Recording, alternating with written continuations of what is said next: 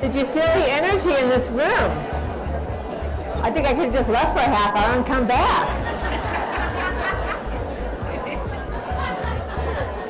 I've been a registered nurse for 36 years, and I have been to a lot of conferences, and I've never had anyone have any communication with me or any of my other colleagues after the fact. It's just they come in, they do whatever, they give you a piece of paper, a PowerPoint presentation, they get back on the plane, nice knowing you, off they go. So let's not talk about all the horrible, horrific things that we have to deal with and all the change that's impossible and all the crisis and the problems, because that's what we normally focus on. Let's talk about how do we take care of us, the humans that have to keep this going. Because we don't have any control over all the other stuff. We only have control over how we respond.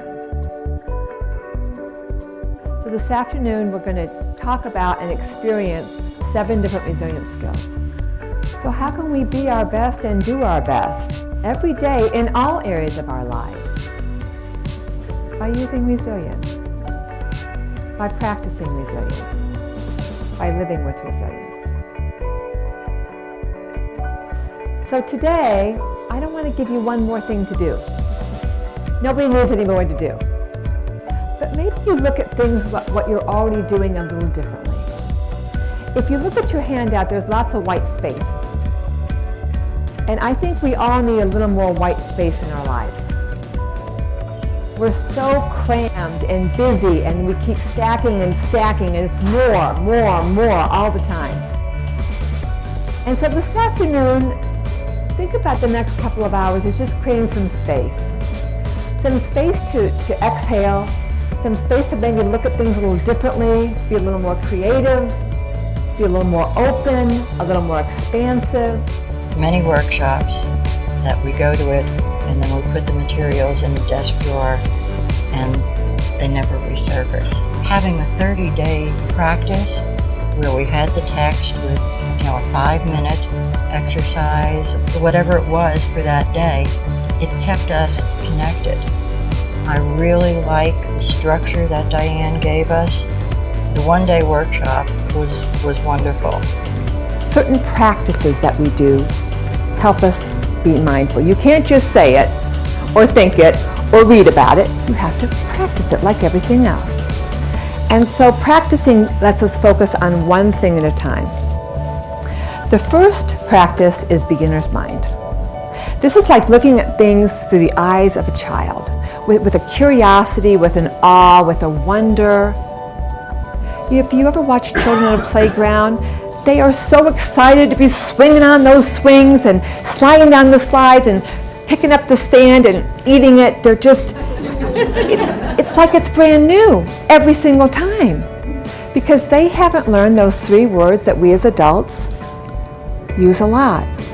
I know that. As soon as I say it or I think it, I'm off someplace else, aren't I? I'm not here anymore. I'm not present with you. I've moved on because I know that already. So what if you actually approached your next staff meeting or conference call or evaluation with a beginner's mind, with an openness to the possibilities, as if it was the first time? I really found Diane's talk today really inspiring. I've been working a long time to try to figure out how to re-engage the staff and help them see that, changing the environment is owned by them. I can only help them so much, and I feel like this was a lot of a jump start. I had a moment to talk to some of my colleagues, some of the people that work in my department, and they were excited. Resilience isn't just about bouncing back in adversity. It's a sense of overall well-being. It's how we show up every day. Resilience doesn't mean you don't experience stress and challenge in your life. It just means you have skills and tools to navigate. Resilience is something you're born with or not. It's accumulation of our feelings, our thoughts, our behaviors. And it can be learned and developed by anybody. I would recommend Diane to any corporation, whether it's healthcare, law enforcement, whatever it might be. I think that this is a meaningful activity for so many populations of people that need to reset and reinvigorate. I would highly recommend her because she keeps everyone in the audience engaged and participating. It really makes you stop and think how you approach your own life. I think it's awesome that there's different levels to this experience. We all want to create and sustain a resilient culture. I'd love to talk to you if you want to create a resilient culture in your organization, so that you can continue to thrive in healthcare and not just survive.